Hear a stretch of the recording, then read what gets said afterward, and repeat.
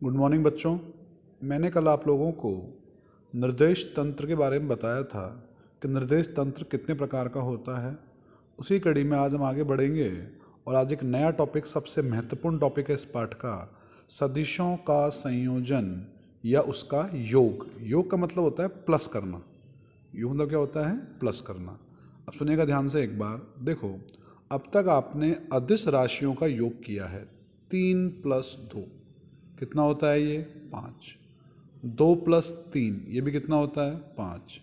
2 और 3 का योग करते हैं तो 5। 3 और 2 का योग करते हैं तो भी 5। यानी योग में अदिशों के संयोजन में दिशा का कोई प्रभाव नहीं पड़ता है उसके योग पर। चाहे आप 2 लिखें पहले, चाहे 3 लिखें, कैसे भी उनका योग हो जाएगा, क्योंकि उसमें दिशा का कोई महत्व नहीं होता है। लेकिन अब हमें अदिशों का नहीं, हमें पढ़ना है सदिशों का संयोजन, यानी उनका योग। तो सदिशों का संयोजन अदिशों के संयोजन की तुलना में भिन्न होगा। रीज़न क्या है उसका? कि सदिश में परिमाण के साथ साथ दिशा भी होती है। ठीक है, तो इसलिए सदिशों का योग अदिश की तुलना में बिल्कुल अलग है, बिल्कुल डिफरेंट है। तो इसको हम लोग सदिशों का जो योग है, जो संयोजन है उसका, उसके लिए कुछ नियम प्रयुक्त किए गए हैं। तो वो नियम निम्न अनुसार हैं। सदिश संयोजन के 3 नियम हमें पढ़ने हमारे कोर्स में। सदिश संयोजन का सबसे पहले आता है सदिश संयोजन का त्रिभुज नियम। कौन सा नियम? सदिश के संयोजन का त्रिभुज नियम। फिर आता है सदिशों के संयोजन का समांतर चतुर्भुज नियम। पहला त्रिभुज नियम, दूसरा चतुर्भुज नियम, और तीसरा सदिश संयोजन का बहुभुज नियम। कौन सा नियम? बहुभुज नियम। तो हमारे पास याद रखिएगा, सदिशों के योग का या संयोजन का 3 नियम होते हैं: त्रिभुज नियम, समांतर चतुर्भुज नियम और बहुभुज नियम। ये हमको इस चैप्टर में आगे पढ़ने हैं और तीनों ही नियम बहुत ही महत्वपूर्ण हैं। तो अगले पेज पे आते हैं हम लोग। सदिश संयोजन का त्रिभुज नियम समझते हैं इसको एक बार। देखिए, ये हमारे पास कोई एक ट्रायंगल है। ये ट्रायंगल आवश्यक नहीं है कि समकोणीय हो, ये कैसा भी हो सकता है, पर एक त्रिभुज है तो इसमें कितनी भुजाएं होंगी? इसमें होंगी 3 भुजाएं। कितनी होंगी? 3 भुजाएं। अब 2 चीज़ें हैं, एक तो होती है क्रमागत भुजाएं और एक होती है आसन्न भुजाएं। 10वीं में मैथ्स में पढ़ा होगा आपने, क्रमागत भुजाएं और आसन्न भुजाएं। अगर मैं नाम दूं इनको, से इस ट्रायंगल का नाम है ए, बी और सी, तो बताइए इनमें से कौन सी भुजा क्रमागत है और कौन सी आसन्न है? तो वो नाम से स्पष्ट है, क्रमागत, क्रम आगत, क्रम से आने वाली। तो देखिए ए बी और बी सी, ए बी और बी सी, ये क्या है? ये है क्रमागत भुजाएं। या बी सी और सी ए, बी सी के बाद क्या आएगा? सी। तो क्या है ये? क्रमागत भुजाएं। क्रम आगत मतलब क्रम से आने वाली। और अगली बात है आसन्न की। तो आसन्न भुजाओं में क्या होगा? सुनो, आसन्न भुजाएं वे होती हैं जिन भुजाओं के बिंदु, शुरुआती बिंदु मिले होते हैं। समझे कैसे?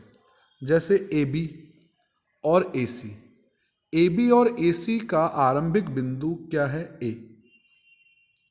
क्या ये दोनों में कॉमन है? क्या? यस, ये दोनों में कॉमन है और दोनों भुजाएं इस बिंदु पर आकर के मिल रही हैं, तो इन्हें हम कहेंगे आसन्न भुजाएं। ए बी और ए सी कैसी भुजाएं हैं? आसन्न भुजाएं। और क्रमागत कौन सी है? ए बी और बी सी, ये है हमारी आसन्न भुजाएं। ठीक है, तो हमारा नियम क्या कहता है? सुनिएगा ध्यान से इसको। हमारे पास कोई सा भी किसी भी प्रकार का एक त्रिभुज है। इस त्रिभुज का नाम है ए बी सी। इसमें कितनी भुजाएं हैं? इसमें 3 भुजाएं हैं, ए बी, बी सी और सी ए। ठीक है, तो नियम क्या कहता है? सदिश संयोजन का त्रिभुज नियम क्या कहता है? बहुत महत्वपूर्ण, बहुत आसान है, समझिएगा इसको। कि यदि किसी त्रिभुज की दो क्रमागत भुजाएं, दो भुजाएं नहीं, दो क्रमागत भुजाएं, जैसे एग्जाम्पल के रूप में अगर ये ए बी सी एक ट्रायंगल है तो इसकी पहली भुजा ए बी एक सदिश को रिप्रेजेंट करती है और वो है पी वेक्टर। वो क्या है? P vector. अगली क्रमागत भुजा कौन सी होगी? B C. ये रिप्रेजेंट करती है क्यू को, क्यू वेक्टर को। ए बी तो पी वेक्टर को और बी सी क्यू वेक्टर को। तो विपरीत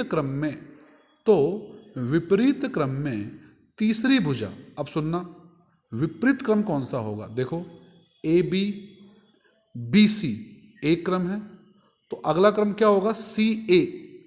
पर सी ए नहीं, वो कह रहा है विपरीत क्रम में। क्रम होता तो सी ए होता, विपरीत क्रम में है तो ए सी हो जाएगा। और ए सी जो है इन दोनों सदिशों पी वेक्टर और क्यू वेक्टर के परिणामी सदिश आर वेक्टर को रिप्रेजेंट करेगा। आई के बात समझ में? वापस अगर इसको पहले कथन के रूप में बोलें तो कैसे बोलेंगे? यदि किसी त्रिभुज की, त्रिभुज है ए बी सी, यस, यदि किसी त्रिभुज की दो क्रमागत भुजाएं, कौन कौन सी हैं इसमें देखिए, एक तो ए बी और एक बी सी, क्या कर रही हैं? किन्हीं दो सदिशों को व्यक्त कर रही हैं। वो सदिश हैं कौन से? पहला पी वेक्टर और दूसरा क्यू वेक्टर। तो विपरीत क्रम में, कौन से क्रम में? विपरीत क्रम में कौन सी भुजा? तीसरी भुजा, उनके परिणामी सदिश यानी एसी भुजा जो होगी वो उनके परिणामी सदिश आर वेक्टर को रिप्रेजेंट करती है। यानी आर वेक्टर बराबर हो जाएगा P vector plus Q vector. क्या हो जाएगा बोलिए?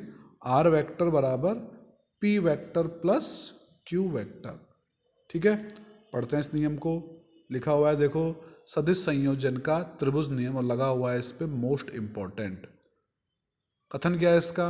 यदि किसी त्रिभुज की दो क्रमागत भुजाएं, नहीं, दो क्रमागत भुजाएं क्या करें?